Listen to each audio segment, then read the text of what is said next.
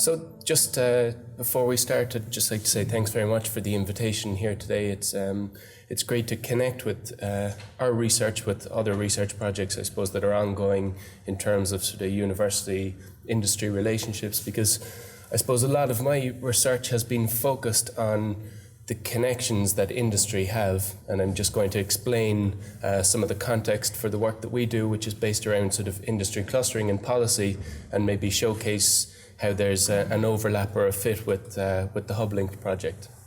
So just to start off, I suppose I'll tell you a little bit about myself. So my own background, I suppose, is coming from the business side of things in management and economics, and I've come through a sort of BBS and then a master's, where I got interested in this sort of clustering concept, which is probably stronger across Europe than it would be here in Ireland, as we don't have a sort of national clustering policy. But across Europe we see great examples of how companies are collaborating and working together through cluster organizations, where they're making decisions together, strategically looking at markets and attacking things from a sort of broader perspective, which is similar, I suppose, to what HUBLinked is doing, trying to connect all these universities and strategically look to move forward together. So I was very interested in this concept and Michael Porter's work from Harvard in terms of how these clusters come about and can we build and develop them. I suppose that led me to look at Porter's work and try to understand more about the connections that are made between these actors within a cluster. Porter's work is really focused, I suppose, on the other side, more the concentration of companies in a particular area, and he measures a lot of those, I suppose, through items like location quotients, where you have this concentration of employment, you have higher average wages, higher productivity, etc., higher patents in a particular region. But he also mentions that the firms are more connected together and that they're sort of intrinsically and strategically linked to one another.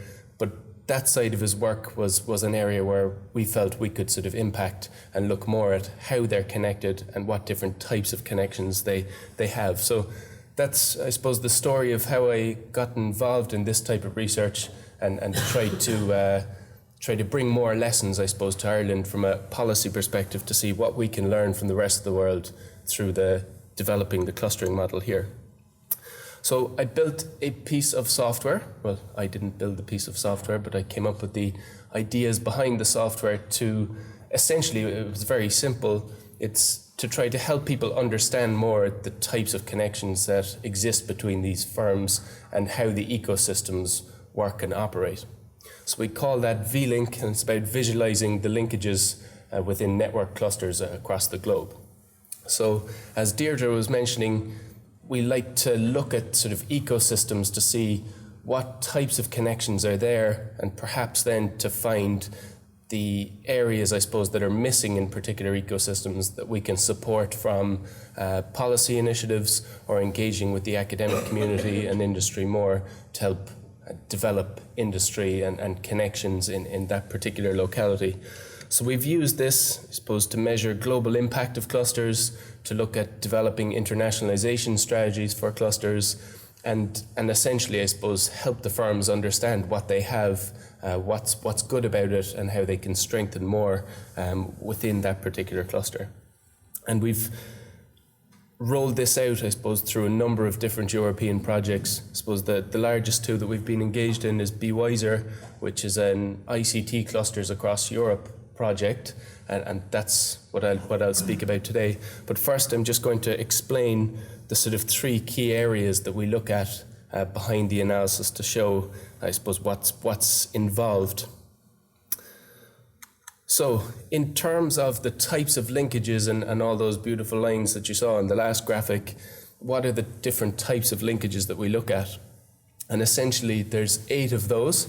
So we look across the value chain of the firms to understand where are their customers, because no firm exists without customers, and where are their suppliers based, what type of connection have they to those. And then we look at other sort of more functional business areas in terms of their R&D, training, and then connections with specialist service providers that they might need or require. So if you're a manufacturing firm, in in the automobile area. Let's say, for example, you have customers and databases of customers and suppliers and whatnot. You might need, an IT cybersecurity element in terms of protecting all your back end and all that type of detail. And we look at understanding where they get that sort of expertise from. So again, there's links to government agencies, industry associations, which would include clusters, chambers of commerce, etc. Connections with industry peers, so people who are involved in the same sector that they're involved in, and how they collaborate and form those particular connections as well. So I suppose the two that I'm going to focus on in this presentation are really the connection, the R&D connection and the training connection, because that's where we see that intersection or interaction between academia and industry. So the second element that we look at when we're analysing clusters with this methodology that we've developed is the geographic scope. So I mentioned Michael Porter earlier, and a lot of his work focuses on the local element of the ecosystem. So if you think about Silicon Valley, which is probably the poster boy for clusters globally, they measure everything in Silicon Valley, but they don't measure anything that comes out of Silicon Valley. Okay, so everything that's inside counts in a lot of these cluster analyses. But what we wanted to do was understand, yes, we want to see what's happening locally, but we also want to see at a national level, at a European or international level, what's also important to these clusters and where do their most valuable connections come from. And that leads us on to the final element, I suppose, that we look at, which is the importance of the connections. So we've developed a scale to understand, I suppose, how important the connection is to a particular company by interviewing key staff within that company. So we have a series of questions, and for each particular linkage, we can rate them then afterwards on high, medium, low, and tenuous to understand where are a company's most valuable connections located across those different linkage categories that we look at. Okay, so getting into the type of stuff maybe that you might be more interested in. So the Be Wiser project, similar to your consortium, has a number of different partners across Europe. In fact, we connected with a lot of the same countries as well. So we had Systematic in Paris, were the biggest IT cluster that we had involved in the project. So again, another partner from France. We had Spanish partners. We had partners from Germany, from Northern Ireland, Slovenia and Cyprus. So a good sort of mix of developing and developed clusters across Europe. And we had the opportunity then through this project to apply this analysis to companies in each of those particular regions. So the first linkage category that I was going to talk about was the research and development linkages. And apologies for the size of the text up the top, but I just wanted to show you the range of clusters and the different types of connections that they had sort of locally and nationally. So you'll see in the table up the top that for each country we have a region, so that's where the cluster is based. We interviewed, for example, in France, we interviewed 10 cybersecurity focused firms in that particular region. They recorded 393 linkages from the face-to-face interviews that we conducted with those firms, and nearly 24% of all of those 393 connections were in R&D. And that's no surprise, I suppose, when you see Paris as one of the most sort of research active regions globally. So just to rank them, I suppose it was France, Germany, and then Spain were leading the way in terms of R&D activity and those types of connections that industry would have both B2B and with academia. So we go from this map where we look at their local or national connections to something like this where we can see the interconnections that they have across Europe between the different partner clusters. So if we focus in then, I'm just going to give you an example of Cork ICT versus Paris and see if we can take some, I suppose, some interesting sort of findings from that. So in terms of the R&D connections that industry have in Cork, just within our sort of own local ecosystem, or what we'd call the local cluster ecosystem, there's 15 connections that those 12 firms had with research partners in Cork. Now, 87% of those were with academia. Okay, so essentially what we're saying here is pretty much all of the research that firms are doing in Cork is connected with academia, okay? And very few of these business-to-business research connections that they would have there. Whereas if we look at Paris, okay, we have more of those R&D connections with a smaller sample of firms, so 10 firms as against the 16 we had in Cork. But we see then only 11% of those R&D connections are with academia. Okay, so there's less of that industry academic engagement and more of the sort of B2B collaboration from a research perspective there. Okay, so that was just one interesting finding that came up. If we look at training then, okay, similarly the table up the top of the slide goes through the same number of linkages for each of the different countries and regions. But we see now it's France, Slovenia and Ireland that have the majority of the training linkages in this particular space. Some of the other clusters do a lot of their training at a business sort of level or at a cluster level, and there'd be less of those particular connections. So again, we see less of a developed connections in terms of training across Europe.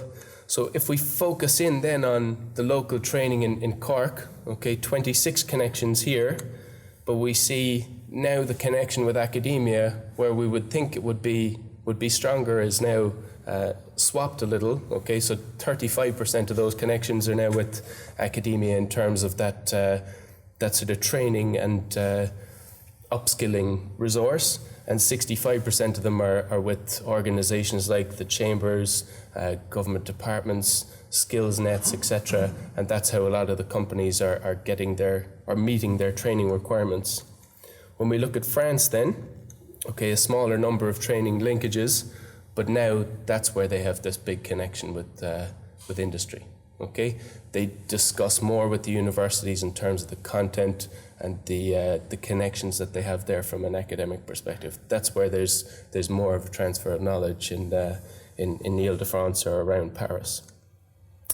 So one of the other nice things we can do with the software is we can look at a local ecosystem and we can understand who are the key firms or organizations that companies connect with in that local ecosystem. So in Cork, it was nice to see that UCC and my own organization, CIT, are two of the top 5 connected in that particular region, but also well respected, I suppose, by the firms in terms of the breakdown of the importance of the linkages to them as well. So this is from the firm's perspective, how important these connections are to them and where they see the most value. Obviously, the most value is on the far right with IDA Ireland, who hand out big buckets of money to a lot of these ICT firms across Ireland. So they really do appreciate them, and it's easy to understand those numbers. If we look at Paris then, we can see big connections with the cluster, big connections with key firms within that cluster, and one academic institute where the majority of our Telecom Paris Tech, where the majority of those linkages are seen as extremely valuable to the firms that are connected with them within their ecosystem. So just to sort of bring some conclusions to this, or some sort of key findings, I suppose when we look at R&D and training, they're very, very different in terms of how the connections work between Cork and Paris in the example that I've used here. So a heavy reliance for R&D connections in Ireland, whereas that's very light in Paris, where it's more focused on B2B and peer-to-peer research connections, and the opposite then when it comes to training. And that's something, I suppose, as we move and change and evolve and become more industry focused from an academic perspective, how we can engage more to fulfill the training needs of those large and plethora of SME companies that are based here in Ireland and across Europe, because that's something that we're going to have to do moving forward to connect more with them. So within the interviews and the face-to-face with staff, we get to understand more perspectives, I suppose, on what the companies are looking for and what's sort of key to them. So one of the difficult challenges for them is trying to find the right connection within a university or within an IoT to make sure that they're getting value from that particular interaction. So quite often it's someone very specific or in a particular field that they're looking for, and having a gateway to that particular connection is important to them.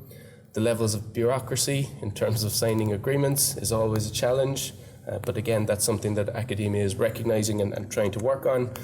And then the sort of timely response from academia to market-focused opportunities that sometimes have a short window. Sometimes that doesn't maybe match up with the academic calendar and how we work things in, from our side of the house. So it's looking to create different elements within the university or IoT that can help and support that sort of connection. So I'm looking forward to the work that you're doing in terms of how you're going to address some of these issues across Europe and internationally. So just to finally, I suppose, finish up, there's two areas, I suppose, that we're working on at the moment, and if anyone is interested in any of this, there's some brochures there that I have on the front table that you're welcome to take away. But we're looking more at the cluster analysis side of things. So if there are partners from across Europe or anyone who's interested in that area, I'd be happy to talk with you afterwards or provide you with further information. But another area that we've been supported by CIT to do more on is to look at this sort of academic engagement. So VLink is very specific and targeted on looking at firms and their particular connections and their perspectives. Now we're looking to develop an engagement tool which will map, I suppose, the connections that a university has outwards with the community. So the categories, there'll be some similar categories and it'll share a similar methodology with some changes. But again, if anyone's interested in more on that or collaborating in terms of that particular project, I'd be happy to talk to you afterwards.